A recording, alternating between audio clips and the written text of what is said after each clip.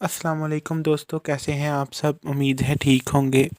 मैं आज कहानी गज़ल का बकिया हिस्सा लेकर आपकी खिदमत में फिर हाज़िर हूँ। अगर आपने अभी तक मेरे चैनल को सब्सक्राइब नहीं किया तो प्लीज़ सब्सक्राइब कर दें, लाइक करें और शेयर करें। अब चलते हैं कहानी के बकिया हिस्से की तरफ। शहरयार की नज़र जामनी रंग के सूट पर पड़ी और उसे गज़ल याद आ गई। ये रंग खूबसूरत लगता है उस पर, शहरयार ने कहा। साइमा हंसी और बोली, लगता है खुशबू को इस रंग के कपड़ों में देखा है और तुम्हें बहुत अच्छी लगी है। शहरयार चौंका और हैरान हो गया। अरे क्या हुआ, परेशान हो गए? मैंने ऐसा क्या कह दिया? साइमा ने कहा। नहीं नहीं, ऐसी कोई बात नहीं, शहरयार ने ये कहा और जल्दी से अपने कमरे में चला गया।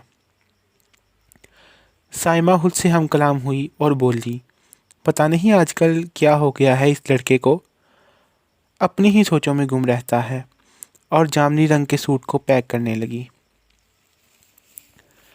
शहरयार को गज़ल से इश्क हो रहा था। मोहब्बत तो उसे खुशबू से भी हुई थी, लेकिन वो सोच रहा था कि खुशबू शायद मजबूरी का नाम शुक्रिया है। वो उसके घर वालों की पसंद है, पर उसकी पसंद तो नहीं ना।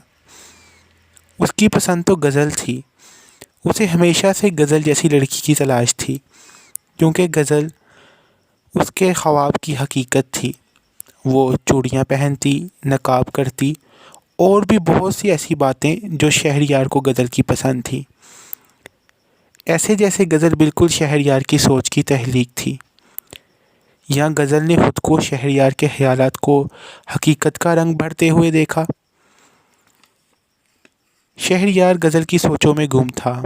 सुबह इतवार था, इसलिए वो अलिये सुबह उठा, तैयार हुआ और गज़ल के घर के बाहर जाकर खड़ा हो गया और सोचने लगा कि वो गज़ल के घर के अंदर जाए या नहीं, बैल दे या नहीं।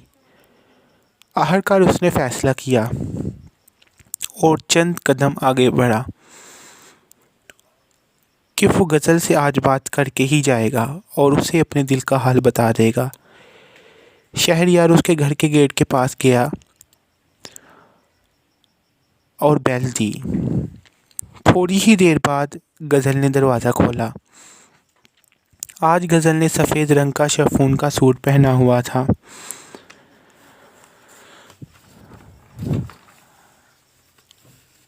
और उसी के साथ शिफॉन के दुपट्टे का नकाब किया हुआ था।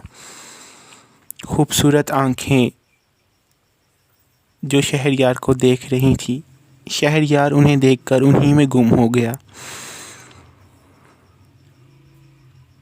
शहरयार उसे देखकर बहुत खुश हुआ और बोला, वो मैं अस्सलाम वालेकुम, आप, मैं बस चलता हूँ। ये कहकर वो हड़बड़ाकर पीछे हटा और वहाँ से जल्दी में चला गया। गज़ल मुस्कुराई और दरवाज़ा बंद कर दिया। शहरयार की तो जैसे सांस बंद हो रही थी, और अगर वो मज़ीद 2 मिनट भी गज़ल को देख लेता या उससे बात कर लेता तो उसकी मौत हो जाती। फिर उसने सोचा कि इतना बड़ा घर है लेकिन कोई मुलाजिम नहीं और गज़ल खुद दरवाज़ा खोलने आई। थोड़ी देर उसने इस बारे में सोचा, लेकिन फिर उसे गज़ल की हसीन आंखें याद आ गईं। खैर, गज़ल से मिलने की खुशी ही इतनी थी कि वो दरवाज़ा खोलने वाली बात को ज़्यादा देर तक ना सोच सका। उसने गाड़ी स्टार्ट की और वहाँ से चला गया।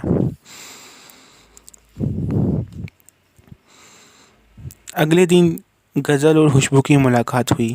खुशबू बहुत खुश थी, वो खुशी से झूम रही थी और गज़ल को अपने दोनों हाथों में लेकर घूमने लगी।